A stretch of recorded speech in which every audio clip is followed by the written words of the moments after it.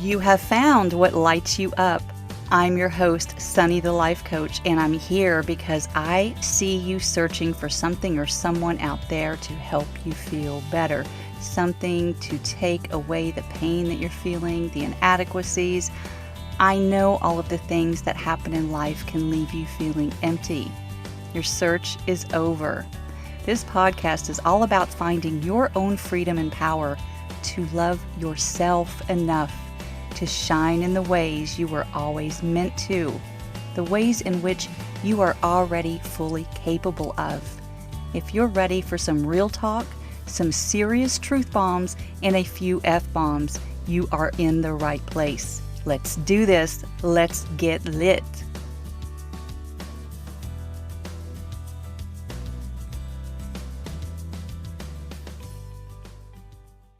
Hey there, welcome to episode 58.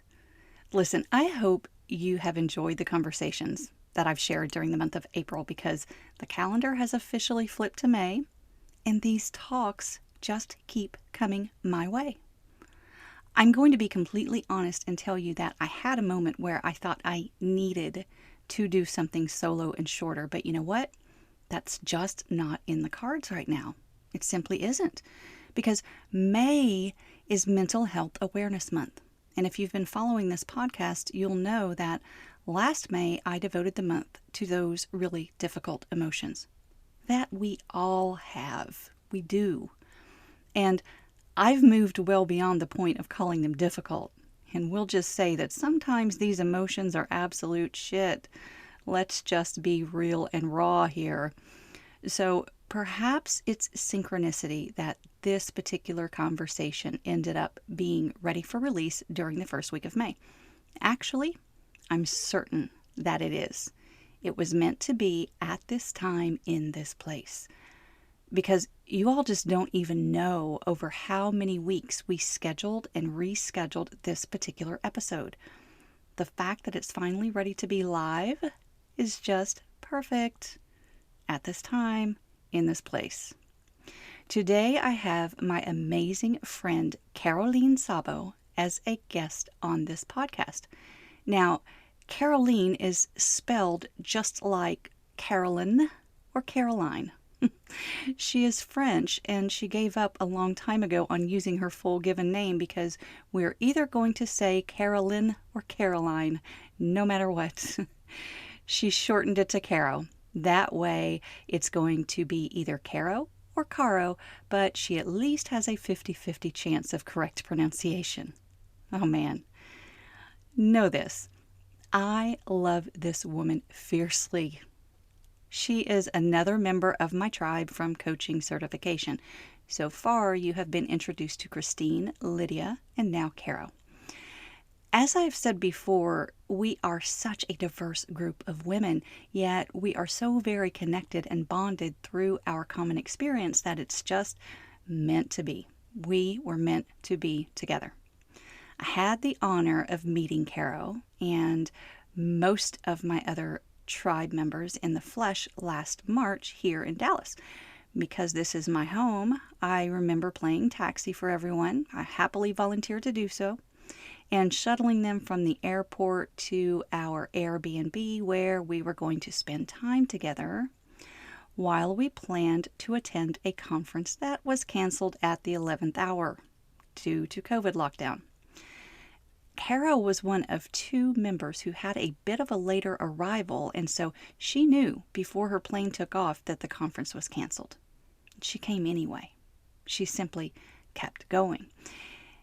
And I remember it was so funny that I was looking the other way at DFW Airport. I was pacing back and forth outside near the parking structure. I had spoken to her on the phone, so I knew she was there, but I was looking for her to come from the terminal. Makes sense, right? Well, she ended up coming up behind us, saying something along the lines of, "What are you all looking at?" And she had her arms out, ready for all of the hugs, wearing her leather jacket, hair pulled back, looking all LA. We had such an amazing time together, all of us. Now, through the certification process, we had to coach each other a lot. We had to practice, and we probably practiced more than we actually needed to. That's likely a key component of how we bonded so quickly. So we kind of know each other's secrets. The things that we keep hidden from the rest of the world, our fears, our phobias, and the situations that trigger us. I knew that Caro had dealt with anxiety, as have I, and as have many of you listening.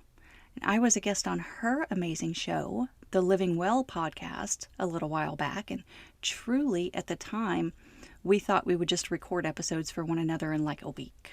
I would record one for her and then she would for me, but it just didn't work out that way.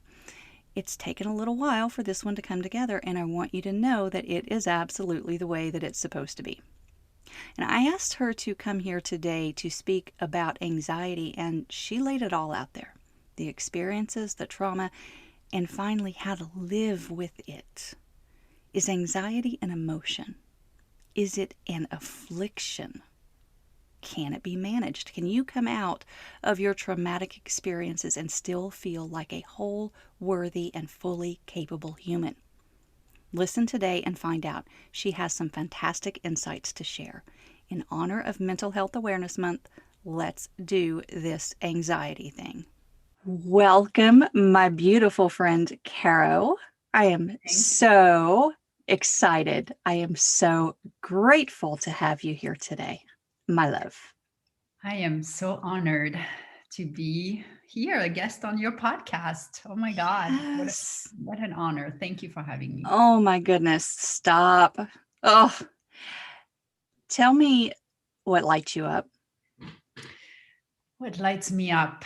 So many things, but I think what lights me up the most is my work, is to be able to, and I think as I grow with more experience as a coach, as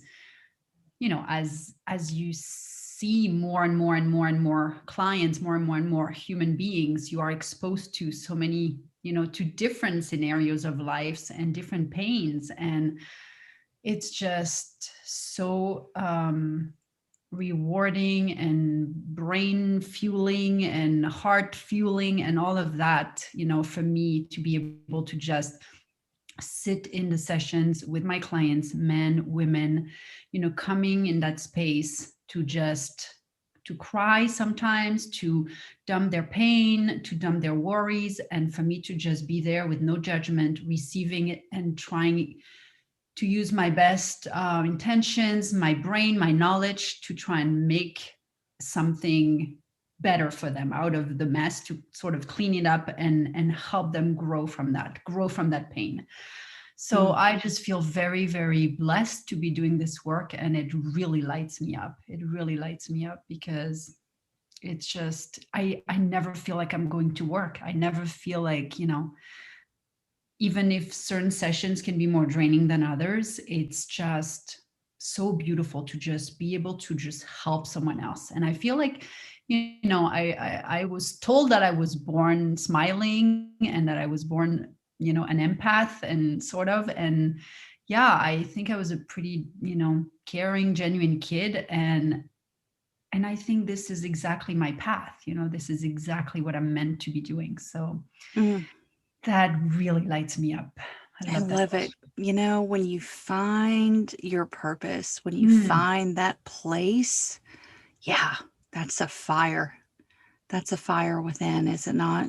Oh my gosh. That's exactly that. It's my true Yes. purpose, my true North Star, as I had heard. Oh, her name escapes my mind.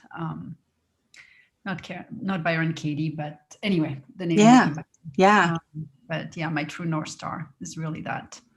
Well, let's talk about, North Star, all of the, the purpose, the Dharma, yeah, right. Let's talk about this accent of yours, beautiful. I want to acknowledge who you are specifically and where you've been, kind of introduce you a little bit more to the audience. You were born in France.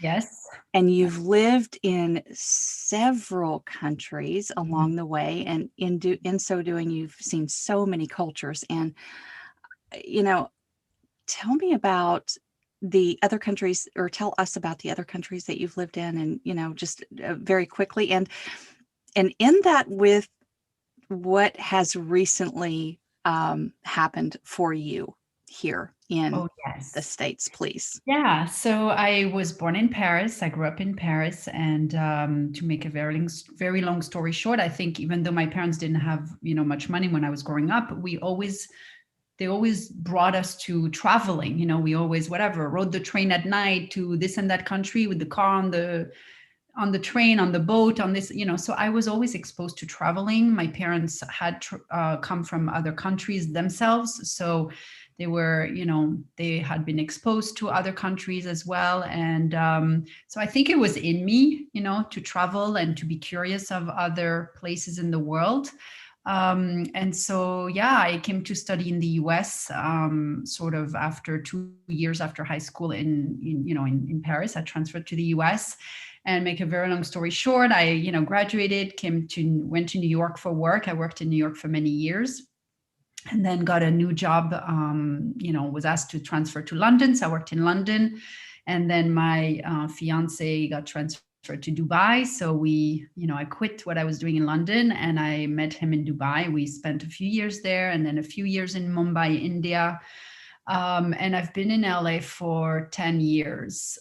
So I think, I was exposed to, first visited the US when I was like 14 or 15. I went to Washington, D.C. and to New York, and I was just in awe, like really, my mind was just blown away by what I was seeing, by how it contrasted with Europe, and how much, fast pace and fun and so advanced that it was. And I thought to myself, one day I'm coming back here, and it's not just going to be for a visit.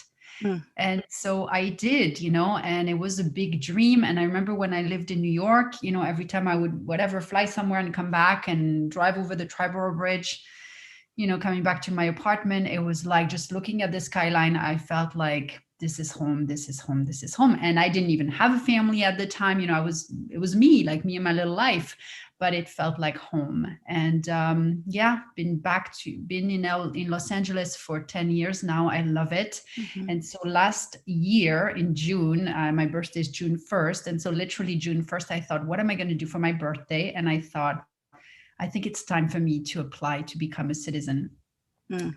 in this country that I've loved, since the 90s. And yeah, so March 25th Mm. of this year, I became a US citizen. And just I feel so proud, so humble to be given this opportunity. And I just think, when the new president gave his speech back in January, and he said, America, I forgot exactly the sentence, but he said, America is the land of possibilities.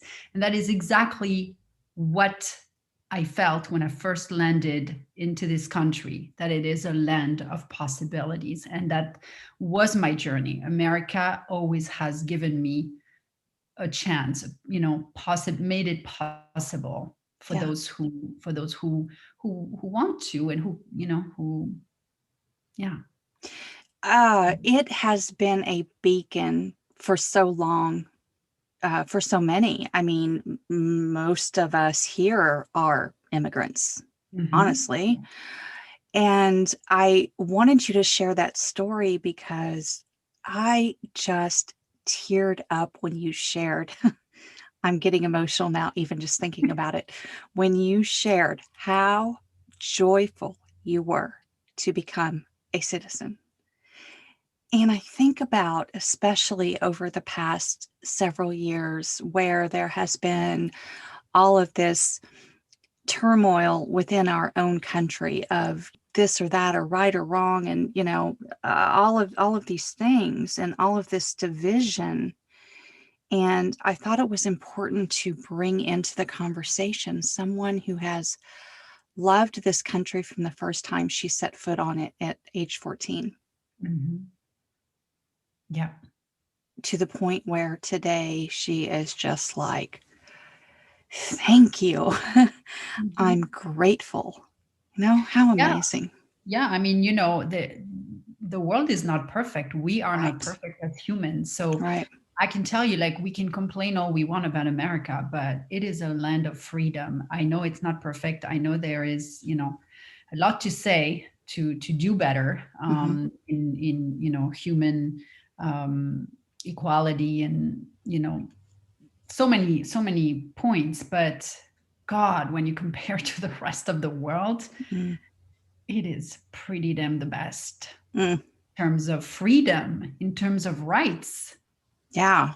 in terms Yes. of Right. possibilities and opportunities, and in so many ways. Yeah, and that's why I We're- wanted you to share all of the other countries that you've lived in too. I can only imagine, so you have a really good lens of bringing that in and saying, you know what? Yeah, it it has its shit, but it's still the best. It's still yeah. the best Oh yeah. from, 100%. where I've been. So, oh, thank you for sharing that.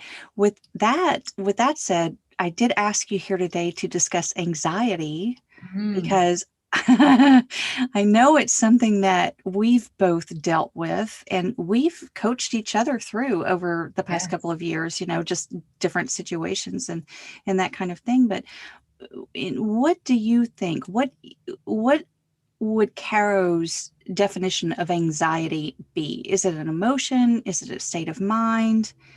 Is it either I or think it could be both? both. In Mm-hmm. my opinion, it could very much be both. Mm-hmm. It is definitely an emotion, a feeling that is, traveling through our body, and that's coming from our thoughts. And then the anxiety comes and gets super uncomfortable at Mm-hmm. times. But it can also be a state of mind and a habit, a habit of worrying that can sort of cycle into anxiety, and it's sort of like, for lack of, I don't know, like you're sort of bored, or not even thinking you're bored, but you're not doing anything, and you're just so used to worrying that, watching the news or someone saying this or that, and someone just loops with that worry. So it is also, a huge part is into retraining the brain. But I think, I had not realized until recently, until a few years back, that anxiety was an emotion. Like, I thought anxiety was just like something really damn uncomfortable, and that was, I don't know, just there, and like a disease or something, Like an I affliction. never, yeah, Yeah, there's something that and exactly. something that needs to be fixed. Something's broken with you, Yes, right? yes, Okay. something Yeah. wrong, Yeah, that's exactly. what I want to talk about. Tell me about it. And I think so. In 2008, we were living in Mumbai, and on November 26, 2008, there were the terrorist attacks at the Oberoi in Mumbai. And my husband and I, we had this couple. They were friends of ours, and my husband and the husband were together in business, on a business venture together, in a business venture together. And that couple was having dinner at the Oberoi.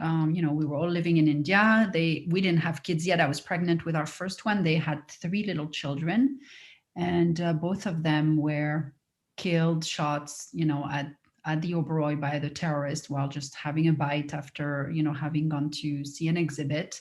Mm. And I think that's when things really kind of, anxiety started to really appear as I know it today, in my body. Because I think before, I lost my father in my 20s.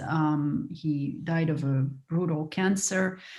I mean, I went through, whatever shit people go through in life, but I never felt like stopped by any of the discomfort. I always kept going, and traveling alone and this and that, always kept going.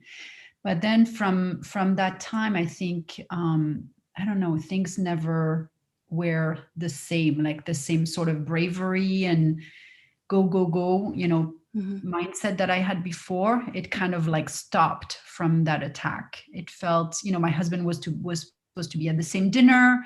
to review some stuff with them, but he got stuck in traffic luckily and didn't make it in time. Mm. But the fact also that their three kids became orphan overnight, like they just said, good night kiddos, the nanny was there, see you in a few hours, and then never returned. It's just like, it was just really brutal. Shocking. It's shocking and very traumatic. So, you're talking about a trauma experience.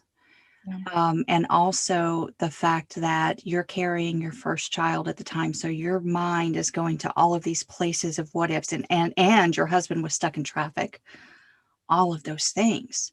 So as you talk about the death of your father, and not to minimize that at all, not a comparison in any way, but it's like you could kind of see that coming, right? You kind of knew that was coming, kind of prepared somewhat for it, Yeah. Yeah, of course I kind of knew. I prepared knew. somewhat for it. Yeah. Of course you're Yeah. grieving. Of course Yeah. you're feeling all of those things and you're still grieving. But when something like what you're describing, losing your friends in Mumbai, like to a terrorist attack, just in an instant, and having to deal with that kind of trauma, I Mhm. think it's Yeah. important to bring up because many people have those experiences, and what do they do with those experiences? So help me with that process. Like okay, I'm just imagining. I don't have any kind of comparative experience to draw on myself that was so sudden in that regard. But help me understand what that process was. I've kind of alluded to maybe a couple of things that you were thinking, and your mind just went to the what ifs and the what ifs and the I fear. think the way, first of all, it all happened is that, for a few days we thought they were alive because a lot of the people were hiding in places, Mm, in floors of the hotel. mhm, And so we were told that Muad and Lumia were alive, and that they were somewhere in a room hidden somewhere. And it's only a couple days after, I want to say, I don't know, 3 days later, that I said to my husband, because there was a thing on the French news where they said, call the Ministry of Defense or whatever, number if you want to find out about someone you one of your loved ones, in the hotels. So I called, and I said, I said who I was, blah blah blah, and they said hold on, and then they passed me to another desk, and hold on, and they passed me to another person, and hold on, until finally you get the guy, and he's like, who are you, this and that, and I said, well, we're really close with them, we're and he said, well, I'm sorry, they've actually, they were reported dead, like 3 days ago. So this all mm, came like so shocking, yeah, and thinking about the little kids. But at the same time, I was pregnant, right. and I was very aware at that time that your baby, the fetus, can feel, can sense your stress, Mhm, and so I remember being very conscious of like trying to, as horrible, dramatic and all, I was kind of wanting to push it, to allow myself to just, I don't know, like try and be okay for the sake of my child, for my baby to be born, and then postpone my pain to later. mm, And so mm, that was November 26, 2008. And then December 16th, so a matter of 3 weeks later, my grandfather, whom I adored, my grandfather passed away unexpectedly. mm, And so it was like, I mean, me and astrology, not astrology like the little horoscope, but I have studied and I know a lot about the Western and Chinese signs. mhm, And so 2020 was the year of the rat, which is never a very good year for the world, not for one individual, but for the world. mhm. I know what you're going to say. but but 2008 was also the year of the rat, right? 12 years earlier. So it Mm, wasn't also a year of a lot of terrible incidents. And so, anyhow, I don't know, but it was like this ripple effect of a lot of sadness. And then here we were, like pregnant with our first child, trying to at the same time, be You, positive with that, so it's, mm, I think in a way maybe that pregnancy protected me in some ways from collapsing, from just, from the sadness. Like it protected me in a way, because I felt like I didn't want to go there. I did not want to allow myself to go there for sake of protecting my baby. yes, you were in protective mode. So I suppose you and your child were protecting one another at that Yeah, point. yeah. Actually, all I was going to say was, I was born in the year of the rat too. So just like It's all, perfectly fine. all the horrible things happen, No. but that's okay. We make it through, and Mhm. I think that's the reason that I wanted you to share that story, is because you have shared with me that this was kind of your introduction into anxiety. Yeah. It's like that this event that just hits, and it's like, okay, I can't deal with that right now. But Yeah. then we both know what happens when you don't deal with that right now. So I mean, we've got that protective thing going on with you and your child. But what happens when you don't allow and you don't address those traumatic experiences? Yeah, and I think, so after that, we actually decided to give birth in the US. My husband, my in-laws were living in New York. I have some relatives in New York, so we decided to, come to the US, and so here I come super heavily pregnant, whatever. Like it was just a beautiful time and a very tough time at the same, in the Mm. same timing. And then, I had another child right away, and India became very complicated, and then moving to LA. I mean, I'm super fast forwarding to the fact that we were, a few years in here in LA, and I had, as you said, sort of shoved the anxiety under the rug because I just literally couldn't deal. Like I had, had a child and another, and I was living here, living there, moving. Everything was so fast paced, like no time for self care, like no time. Mhm. And then my brother, so this is, maybe, I don't know, 3, 4 years into being in LA, and my brother was going through a rough time in his own life and going through a drinking problem.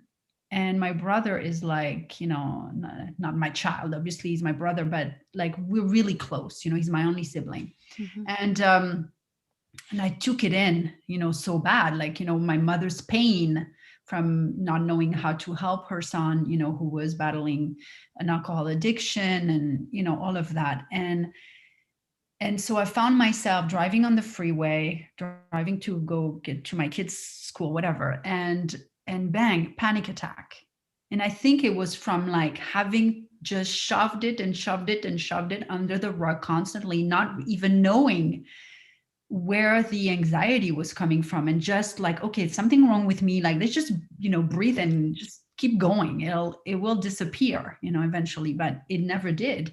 And so then it came back stronger, and I had this panic attack because I was so consumed with all that was going on, for my brother. And so what did I do? I thought, okay, driving on the freeway is too stressful. So Mm. I tried it one more time, because that was my route to go do what I had to do. Tried it one more time. LA is, right, a very big city. Like you live in Dallas, like freeways is like part of the commute, it's everywhere. Mhm. Mhm. And I did it again, and same stuff. And then I got stuck under, in traffic under a bridge. Like I was claustrophobic. It was just a nightmare. So I thought, okay, well, something is wrong with me. It never crossed my mind that maybe someone else was also going through something like that in their lives. Like I was the only woman in the world to have that problem. So Mm. I didn't tell anyone. And I just decided I'm not going to drive on the freeway anymore. I'm just going to take the streets. So here Mm. you go, shoving it under the rug again, Yeah. and keep shoving, keep hiding the problem, not wanting to face it, not even thinking I should do therapy or, cognitive therapy. Like not even, it never even crossed my mind. I was so consumed with life, like just, two little kids and everything going. And so it's only about 3 years ago when we moved to the current home we're in, which I adore. And my son, one of my kids, jumped into the new pool, the pool that's in this house. We had never had a pool. And my son jumped in the pool, and on the day we're moving in, and he was electrocuted because there was some default in the pool. And I'm seeing my son like screaming, like, "Ah, ah," like, whatever for help. And I have no idea what's going on. My husband's dealing with some delivery of the machine, whatever. And all I know is my son is in trouble. I'm just going to go and get him out. So luckily, I was wearing rubber flip flops, and I went and grabbed him. His lips were blue, but luckily, it wasn't like crazy shock of electricity. It was like the light. Milder. It was milder, like, thank Mm-hmm. God. Mm-hmm. But I think that's when I collapsed. That's when everything, like those years of just pushing the anxiety away, ignoring the emotion, just thinking it was going to go away on its own, and never, of course, did, that I really was not well. I was not well. I felt like I rejected the home I was living in, which was my dream to move into this home. I was almost rejecting it. I was almost afraid to be in my own home, like feeling like panic attack constantly, like Yeah. all the time. So I think, it's only at that time. So we go back to 2017, and that's when I decided to research further about anxiety and how the brain works and how the body works, and understanding the machine, the response, and that anxiety, for the most part, is triggered by our thoughts. And so there's like the trigger and the behavior and the result. Mm-hmm. And so the trigger from the thought you have about driving on the freeway Mm-hmm. is anxiety. The behavior, oh, let me avoid it. Let me not drive on the freeway. The Mm-hmm. result, you're freaking stuck, isolated, and whatnot. And same for the other circumstances. My son got electrocuted. Like, every time I was kind of like becoming aware. That was my process. It was becoming aware of what exactly was going on, and what I had control over, and what I could let go of. Mm-hmm. Becoming aware, let's talk about that, because that is really, I think, as I'm listening to you just recap all of these things and say again and again, and I pushed that back and I pushed that away and I protected myself from that at the time because I had to, all of that.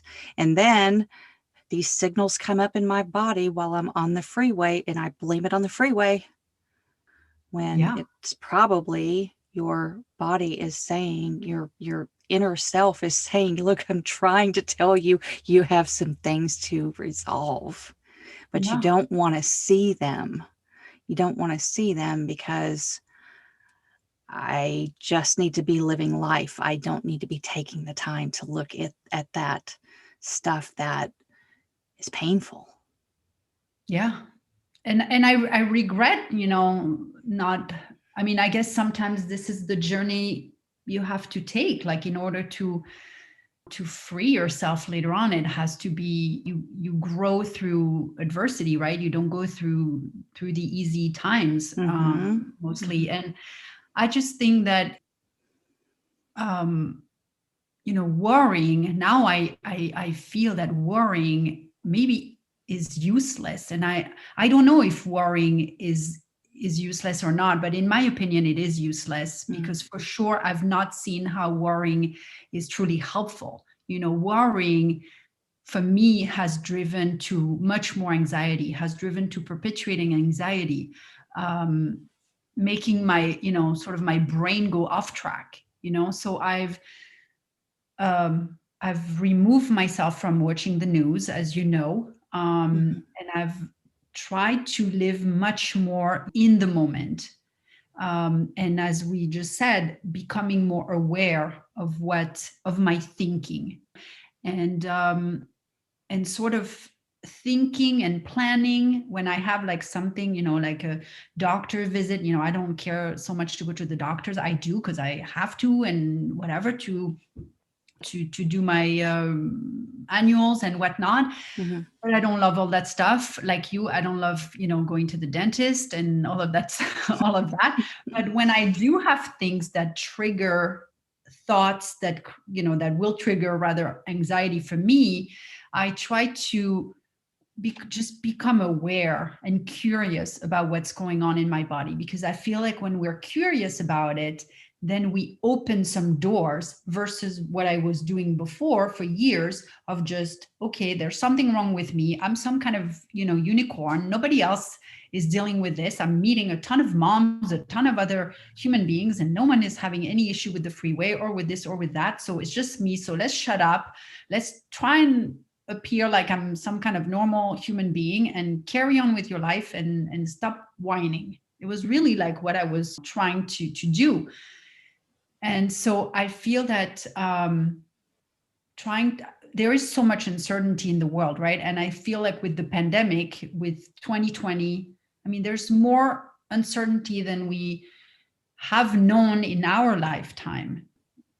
But I think, fear plus uncertainty really leads to anxiety. And even though fear can be necessary at time, definitely going to, worry about what's uncertain is just not helpful. And I've really kind of been my self work is really becoming more aware of what my brain is thinking, writing down my thoughts, and just taking a moment to allow the anxiety to be in my body, and to just be conscious of what's going on, and that actually it's just like a guest.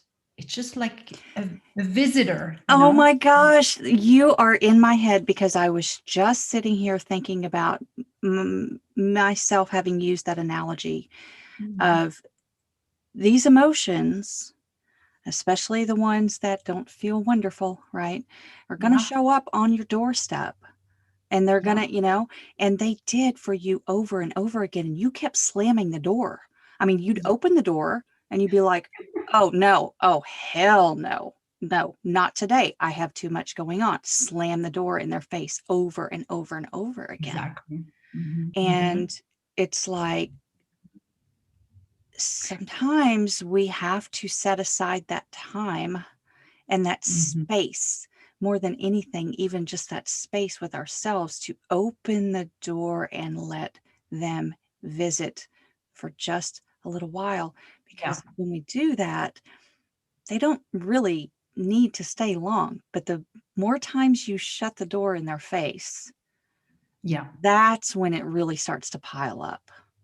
That's when it's like, okay, that's when it triggers rapid heartbeats and shortness of breath and these physical sensations in your body where you just feel constricted and, just all out of control, right?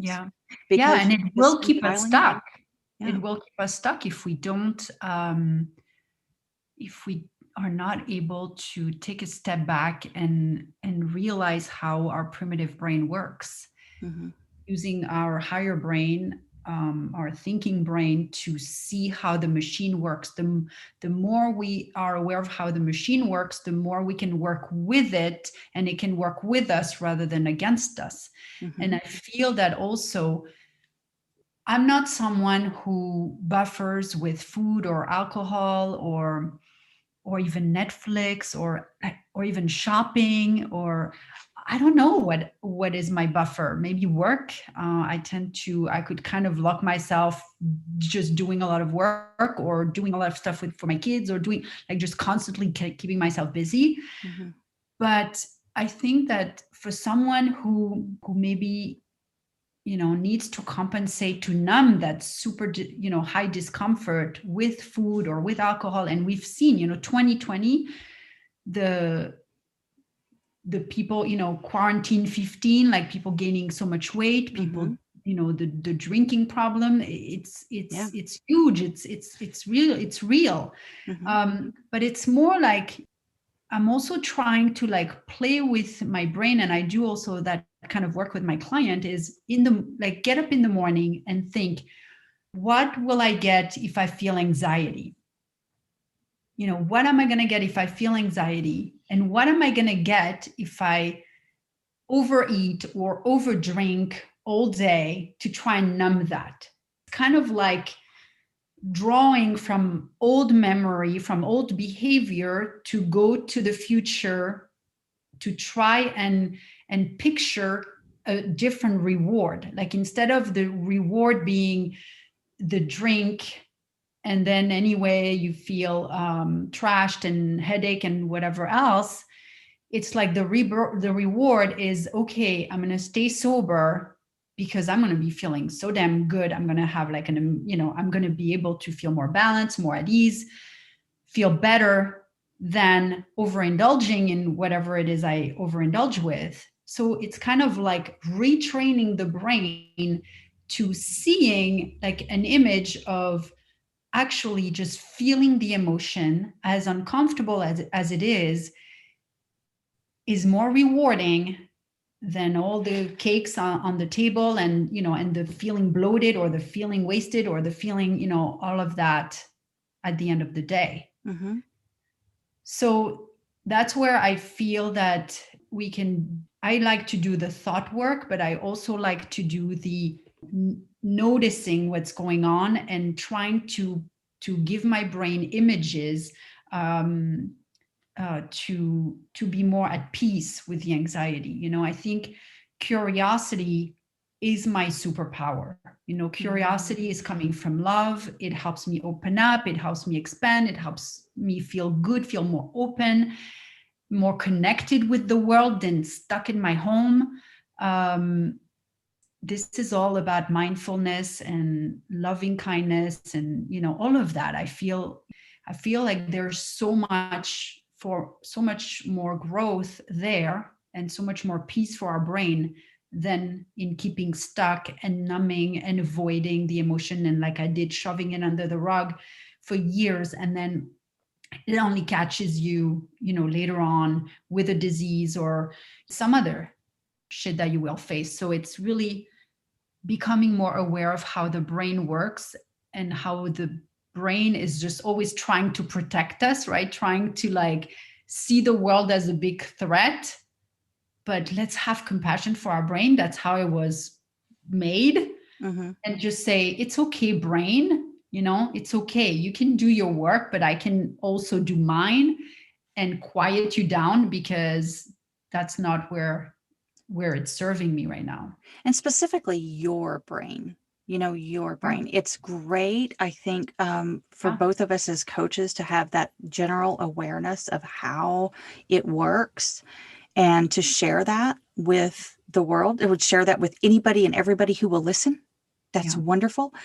Yeah. But I think that it's so important to develop that relationship with yourself and be able to have loving, kind, compassionate, and curious conversations with yourself, mm-hmm. instead of constantly beating yourself up or avoiding yourself altogether, because it might be painful.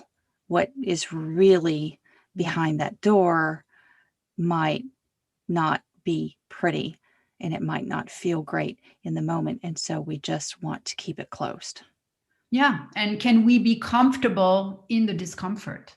Right. And which discomfort do we choose? Right. The discomfort of a hangover, and blah blah, the hangover and all, right. Or the discomfort of this uncomfortable emotion, anxiety, mm-hmm. stress, all of mm-hmm. Whatever it is we're feeling, but we're talking about anxiety right now, and just not responding to it as like, shut up, let me ignore you, but as, okay, anxiety, it's cool. Like, okay, you want to come with me today? Well, I'm going to put you in my backpack. Off we go. Mm-hmm. You're going to sit in the car with me. And, maybe at first it's in the back seat and, you're driving and anxiety is right there and you kind of look at it in your mirror. But then maybe, eventually it's going to move out of the car, or at first it's in the front seat, then maybe in the back seat, and then eventually you're gonna get so used to it, it's cool. Like, it doesn't if you are understanding that it can just travel with you and that it's not going to kill you, and that it Mhm. can just, be with you at the dentist on the chair, and that you're still going to be okay, then it's not going to grow. If you ignore it and suppress it and Mhm. fight it, Mhm. then it's going to grow and it's going to keep you stuck. And also that's coming from a place of fear, which we know is very much opposite of love. And Mhm. the worst of all emotions is fear. And that's just not helpful. So there's a book that I have read some time ago, that I wanted to share with you. It's called The Practical Neuroscience of Buddha's Brain: Happiness, Love, and Wisdom. What? Buddha's brain. Oh my goodness. I love Yeah, it. here, I'll Okay. show you the cover Yep. here. See it. And I'll send it to you. Mm-hmm. Um, See, I have, as I open the book to read something to you, I have my little lavender. I love I love cutting lavender, because lavender is great for anxiety, for calming, right? It's very calming, and Yes. I have essential oils of lavender everywhere, Mm-hmm. Mm-hmm. and I have lavender everywhere in my garden. So I always cut little pieces of lavender, and Oh, and yes. Okay. So just for the audience's awareness, she is holding up fresh lavender right now. Okay. So we're not talking about going to Bath and Body Works and buying some kind of perfume spray of lavender, although, I mean, that's okay. But the purest, most essential, like nature gives us so much. And lavender has always been known to be calming. And I think the more and more we can get back to that, especially now during these yeah. times that we're still living in, still kind of managing ourselves through, the Mhm. more that we can turn back to nature for whatever support can be provided. Nature and our fellow humans, I think, are probably the um, those are my go-tos. I'm just saying, those are my go-tos. Vitamin D, a walk Yeah, outside, fresh air, and yeah. Caro is holding a lovely sprig of lavender in her hands right now. Yes, It's so and amazing. so this book, which I highly recommend, Mm-hmm. I it covers a lot about the brain, but in a very, easy way to understand. Mm-hmm. And it's really covering a lot about the emotion and how that works. And there is one little paragraph that I just wanted to say is as part of your relaxation, right, is to use imagery. It says right hemisphere imagery is closed connected with emotional processing. To feel safer, visualize protective figures with you, such as a beloved grandmother or a guardian angel. Mm. Or imagine that you're surrounded by a bubble of light, like a force field. And to me, it's, sometimes when I have something a little challenging to do, I will hold something that, I have a little something that's between my mother and I, a little, it's kind of almost like a thing of yarn. And so when Mm-hmm. I hold it, even though my mother is in Europe, I've not seen her since summer 2019 and all Mm-hmm. of that. I feel that she's like with me right there, and somehow, like, it brings images of her and her encouragement and all of that to me. So I think, using imagery is also a wonderful way to try and, yes, feel the anxiety, take anxiety with you, miss anxiety with you, Mm-hmm. to ride the car or to go to the dentist or whatever it is that is hard for you to do, and to do it anyway. Like to have the little object, the little lavender, the little, connection to the person in your life that brings you courage, and to do it anyway, so Oh, I that love it. you're not stuck, so that you you're just curious of it and just feel that then the reward is about growth. It's about really growing, being alive, being fully Yes. human, no matter what. Yes, being alive. I mean, that's the thing, and that's what I love that you brought that up because I'm continually reminding myself of that again, especially now, because it's in our face all the time, all day, every day, that death is imminent, is that the experience of being alive does not mean being happy all of the time. Does Yeah. not mean feeling ease and at peace and content and all of those things all of the time. There is a balance. And Mhm. there are arguments for and against the idea that the balance is like half and half. I don't know. I mean, of course, on any given day, it can be a wonderful day, and or it can be an absolutely terrible day with a little bit of wonderful sprinkled in. But I think I think we can all agree that it's not just it's not a given. And I think that that's what we come back to all, with our worry and thinking about what is going to happen in the future. We don't know what's going to happen in the future, but we sit back and we catastrophize and we think about the worst case scenario that could happen and we worry about it. And I love that you brought in the imagery because that's what we're doing when we worry. We're bringing in imagery, but how about if we flip that around to something that really is comforting? Yeah. And I love the idea of a protective bubble of light. That Mhm. sounds so beautiful. I love Yeah. the idea of bringing my grandmother along for the ride with me sometimes because, oh my Yeah. goodness, I miss her so. Yeah. And And constantly moving out of our comfort zone, even though we are moving into new, territory sometimes, mhm, that's the growth zone. And yeah, thinking, oh, yeah, this feels different, but the different being the indicator that we can grow, hmm, that yes, you're going to be uncomfortable, that yes, maybe, it's going to be difficult, but do you want to be locked down around it? Do you want to be anxious? Do you want to be worrying uncontrollably about it? Or do you want to be open and curious over the challenges you're facing and grow and free from it? hmm, Because ultimately, that's where that brings comfort, actually. to hmm. be to overcome the discomfort will bring you freedom. Oh, I So it's can't. really Yeah, about, yes. yeah, it's really about, can we be, and I said that a bit ago, but can we be comfortable in the discomfort, basically? And that's really the work. And so when anxiety comes for you, and I'm addressing to your audience, like when anxiety comes for you, to just breathe. I think the breath has been huge for me, connecting to the breath, taking deep breath, like from the diaphragm and the stomach area, like really taking deep breath. Hmm, Usually after 3 breath, like if I take proper breath, hmm, I'm in a different state already. hmm.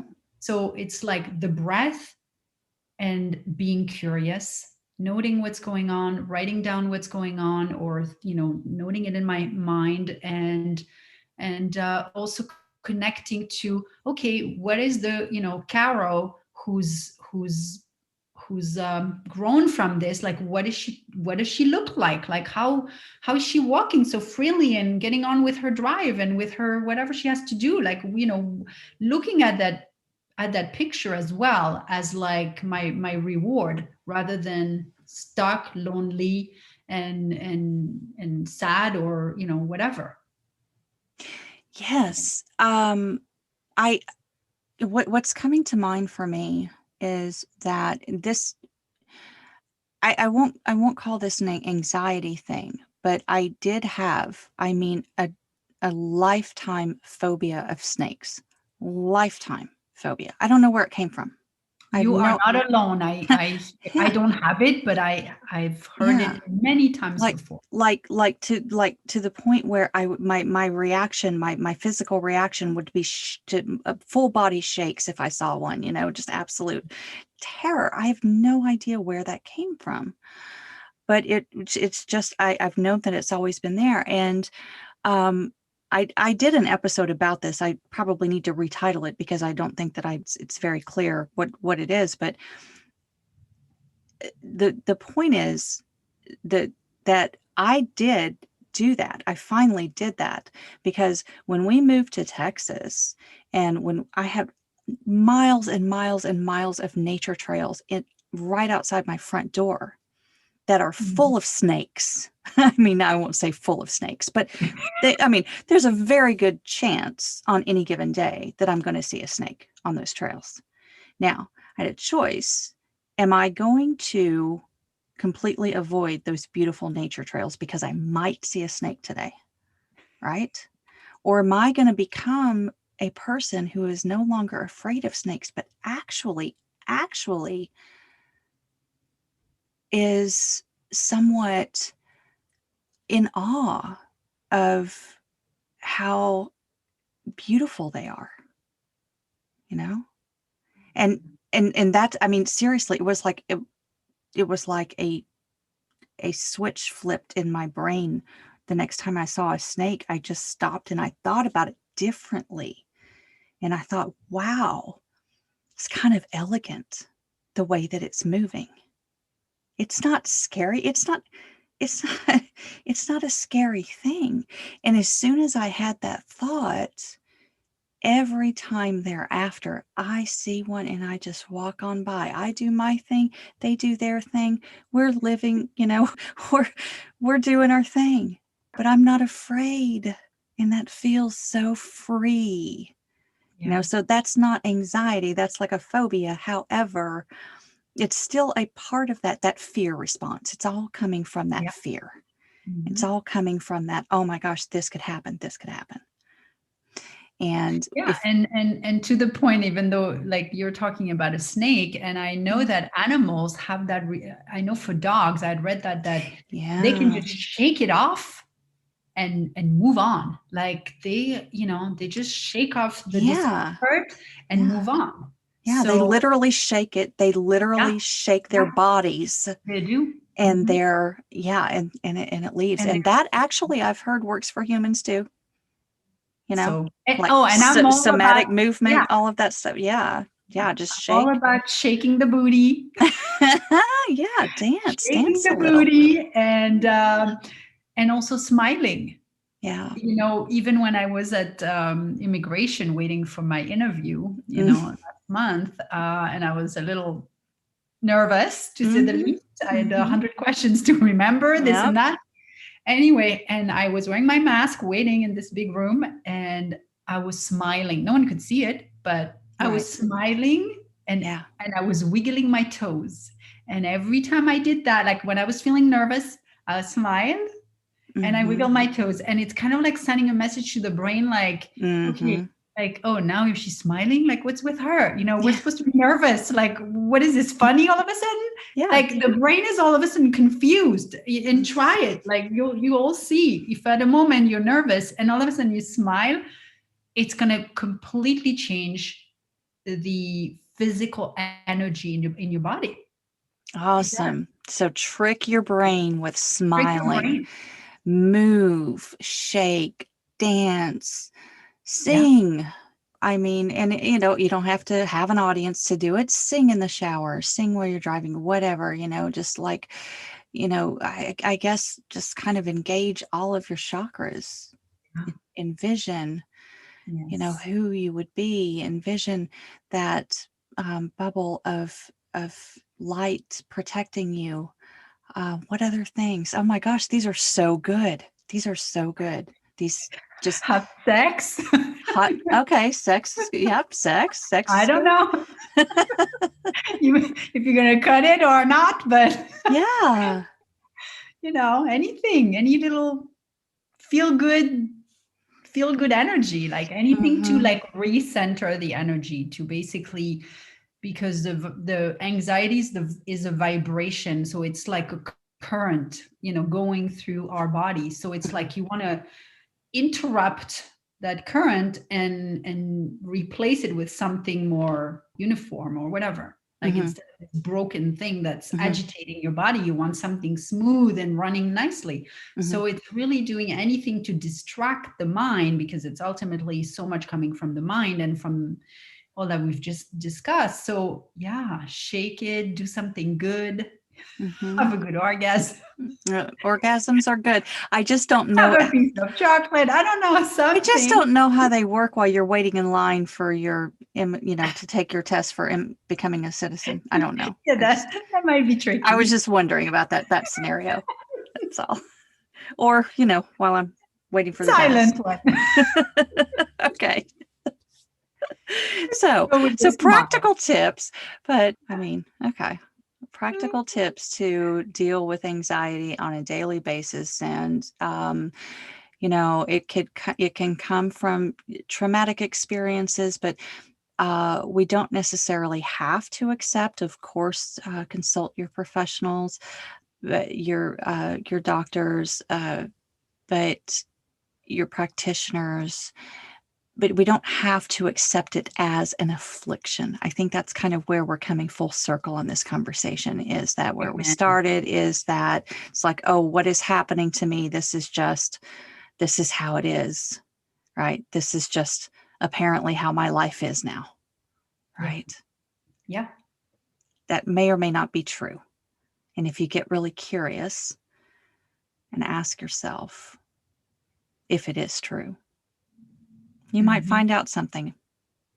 something really, really meaningful. Oh my goodness, my friend.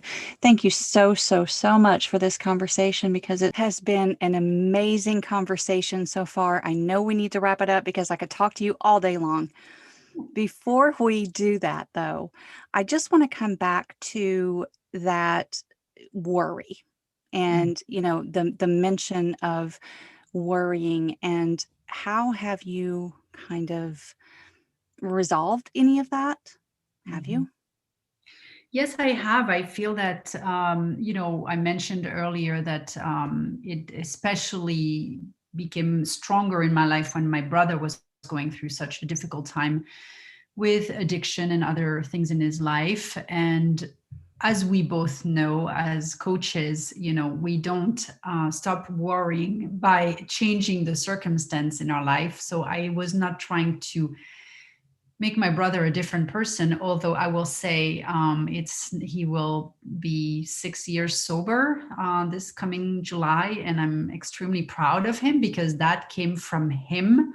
Even though I did indicate, some resource for him to get better, but it came from his willingness to get out of that addiction. So I'm really, really proud of him. But I feel that through all the tools that we've mentioned, the awareness of what we're looping with and what we're choosing to think that really doesn't serve us, because we can't change people. Yeah, we can want them to be better, feel better, and all of that, but until it comes from them, there's nothing that's really in our power to do. So it came, I think, from the realization of that, and that I could just love him no matter who he was at that time in his life, and just offer him support, offer him love, and just be there for him. And that gave me tremendous relief, to also connect to that and do this work, that to love unconditionally no matter what the person does or is or says or journey it is. So I think, yeah, that was, throughout those years, it has really tremendously helped me to understand, to know that if we understand the way our brain works, and we become again in control of our brain, because otherwise it will just keep controlling us and keeping us stuck in the worry, in the, and worrying is an addiction in itself. It's something, Yeah. that you can just Yeah. buffer with. So, Mm-hmm. Mm-hmm. so a huge part So, of my healing was to know that, to just be aware of that, and that it's not just something wrong with me. It's mhm. just, this is what my mind's been doing. Let's be aware of it and let's take charge. Love to you for that. Love to your brother too. I mean, and Mhm. your and both of your accomplishments, all of our accomplishments in getting past those buffers or getting past those distractions from life that we are doing. We all have our thing, right? For some of us, it is worry and anxiety. For others, it is a substance, that kind of thing. And for others, it is simply realizing that we don't have control. Yes. Oh my gosh. Yeah. So good. So good. Okay. How can people connect with you, my friend? Thank you. So I'm a certified life and weight loss coach, and I have a website at carothelifecoach.com. And I'm also on social media at Caro the Life Coach. I am passionate about coaching on weight loss because I feel that so many men and women are kind of stuck with this weight, not feeling good in their body and all of that. And I just want to help them free from that struggle so that they can really go and help the world, go and live their lives to the fullest. And I have developed my own method that I've not seen anywhere else yet. And it works. It works well. It's a method that's coming from a place of non deprivation and really understanding how the glucose works in our body, how the hormones work in our body, and how we can best choose the food that, I work, whatever. Someone loves to have, cheeseburgers and whatever. It doesn't matter what they eat. It's more when and how to mix it and not to mix it. And it's a really interesting process, and my clients are getting tremendous results. So this is my main focus and my passion. And yeah, so feel free to find me on my website at Caro the Life Coach. Lovely. And yeah, feel free to also listen to my podcast if you Oh, wish, yes. Yes, the Living yes. Well podcast, where I address all topics of life to help men and women just have a better life, just feel, more authentic and super alive. Alive, alive. You know what? I just wish you all could see her right now because she's sitting in front of a window, and I'm guessing that that is bougainvillea behind Yes, you. bougainvillea. Oh, and it is in full bloom. Just these beautiful, I don't know, fuchsia blooms. Yeah. I mean, just kind of a really hot pink, and she's still holding that lavender sprig, and she just looks ethereal. She is just.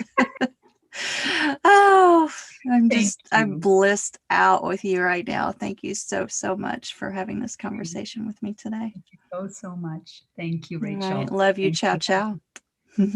Ciao, ciao. That was so good. I hope you enjoyed listening to this conversation as much as I enjoyed having it.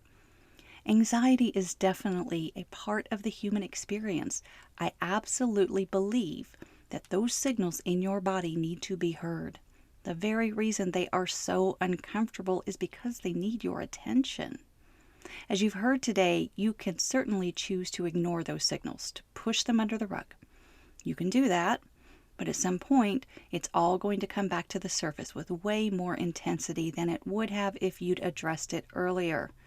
So if you think you don't have time, or you have too much going on, or that something is wrong with you and you'd rather not see that part of yourself, I'm telling you that will not serve you in the long run. Talk to someone. Talk with Caro, with me, with any coach or therapist. We are not here to judge, but to help. Also, I find it beneficial to subscribe to podcasts like this one, like Caro's Living Well podcast, or any number of other outlets that are available to you where you can learn from other humans that there's nothing wrong with you. You are not defective. You don't need to suffer or try to push through it. That's what I think is so crucial about mental health awareness. It's the awareness part. That's your first step toward freedom and reclaiming your power. Be willing to see yourself when you are in a raw state and find healthy outlets of support. Check the show notes for all of the ways to connect with my beautiful friend Caro. Always remember to light up and shine on.